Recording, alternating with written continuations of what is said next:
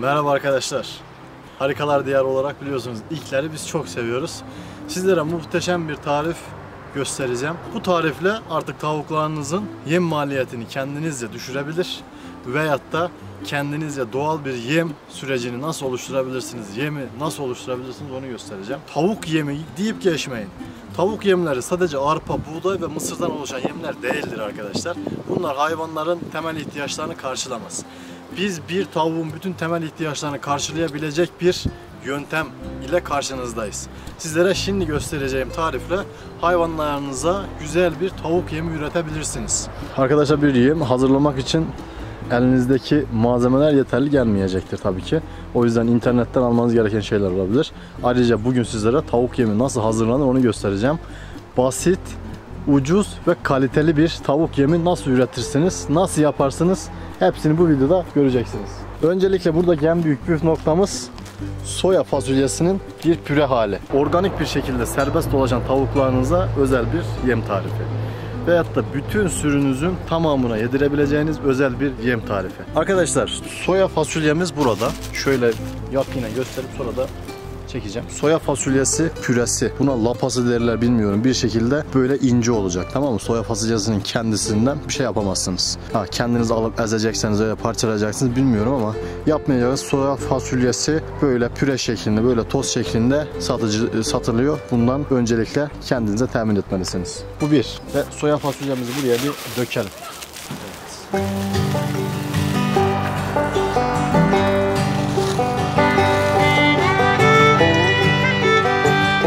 Açalım.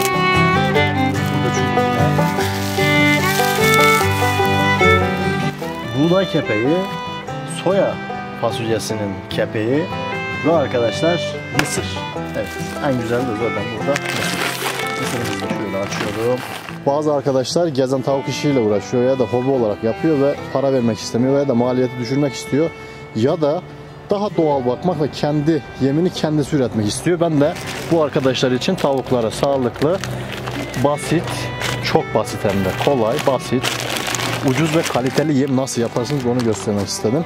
Şu arkadaş çok da kaliteli yemler üretemiyor. Bakın bir miktar soya fasulyesi. Bunların hepsinin miktarlarını aşağıya yazacağım. Şu an bu video tamamen sizlere örnek olsun diye gösteriyorum. Nasıl yapacağınıza dair. Böyle karışımınızı yapıyorsunuz. Sonra buradan da birazcık buğday kepeği, bakın çok önemli. Buğdayın kepeği yalnız. Yani kendisi değil.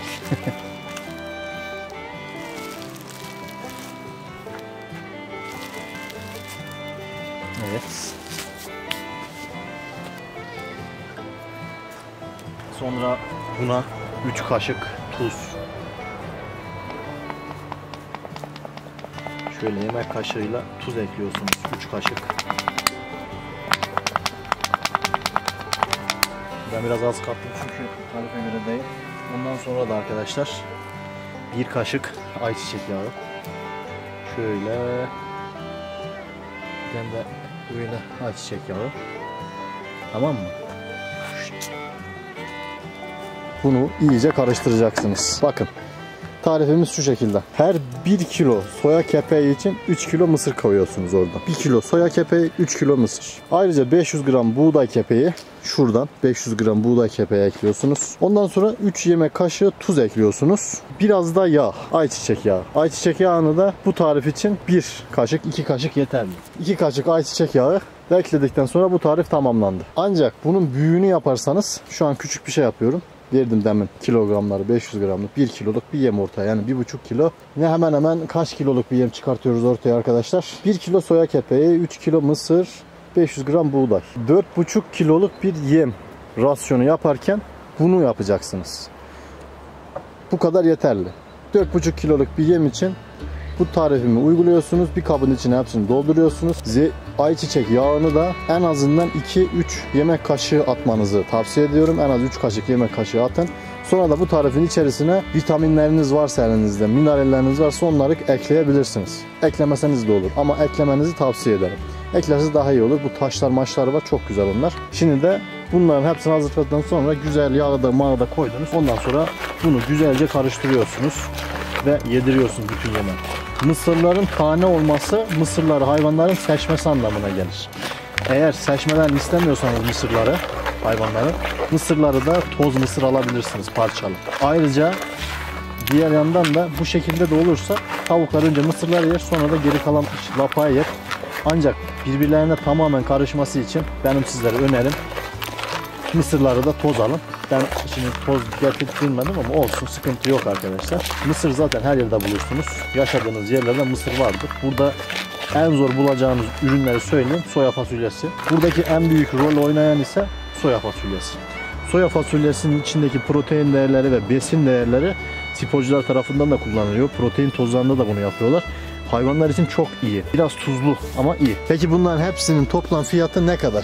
Sizlere alacağınız ürüne bağlı olmak üzere söylüyorum. Soya fasulyesi falan filan her bütün malzemeyi aldınız. İşte bu malzemelerle birleştireceğiniz zaman falan o hesabı da artık siz yaparsınız. Şimdi sizlere kesin bir fiyat vermek istemiyorum açıkçası. Bu videomda sizlere kesin bir fiyat verirsem yanlış olur. Çünkü arkadaşlar biliyorsunuz piyasa çok oynak, sürekli fiyatlar değişiyor. Bu videomuzu bugün izleyen arkadaş belki geçmiş fiyattan diyeceğim. O yüzden olmayacak.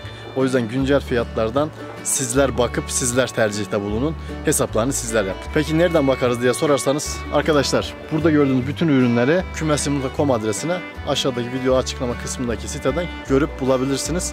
Fiyatları oradan karşılaştırıp kendinize bir hesap kitap çıkartabilirsiniz. Hayvanlarıma daha iyi nasıl bakarım diye düşünüyorsanız bu tarif tam sizin için. Bu tarifi yaptıktan sonra iyice karıştırıyorsunuz ve vermek istediğiniz hayvanlara verin. Yağı da dediğim gibi en az 2-3 kaşık atın yağ. Çünkü iyice yağlanması lazım. Yağın her yere dolaşması lazım. Sizlere son kez 2-3 püf noktadan da bahsedeyim. Burada mısırlar, bütün bunların hepsini karıştırdıktan sonra bir yem makineniz varsa, palet yem basan makineler onlar olabilir. Veyahut da evde bir blenderınız varsa blender makinesiyle de bir daha çekerseniz incecik olur. Böyle de tavuklarınıza, hayvanlarınıza, civcivlerinize kadar hepsine yedirebilirsiniz bu gösterdiğim yem tarifini. Arkadaşlar Harikalar Diyarı'nda bir ilkti ve son da olmayacak inşallah. Bu tarifin içine vitaminler de eklemeniz lazım. Açıkçası ben çok fazla eklemedim ama eklemenizi tavsiye ediyorum. Ekleyebilirsiniz. Her yerde var. Vitamin, mineral dediğim de şunlar. Taşlar. Vitamin taşları var. Vitamin barları var. Taş şeklinde, renkli renkli. Genelde güvercinlerde kullanılıyor. İşte ondan alıp bu yeme ekleme yapabilirsiniz. Şimdi bugünkü şanslı adaylarımız Brahmalar olacak. Onlara burada güzel bir yem getirdim çocuklar size. Al. Buyur. Gel. Gel gel. Gel. Gel kızım gel. Gel. Gel. Gel. Al. Alın çocuklar yiyin. Maşallah. Bak. Brahmalar mısırı çok seviyor bu arada. Şöyle az uzaklaşayım. Çok onları tedirgin etmek istemiyorum. Yesinler diye. Mısırı seçiyorlar şu an. Ve geri kalan soya fasulyesinde mesela her aldıklarınız zaman onlara bir şifa. Onlara bir doping etkisi yapacak. Çünkü soya fasulyesi gerçekten aşırı besleyici bir öğün. Küçük kümesleri olan arkadaşlar, evinde hayvan bakmak isteyen arkadaşlar için bu gösterdiğim yem tarifini bence uygulamaları gerek.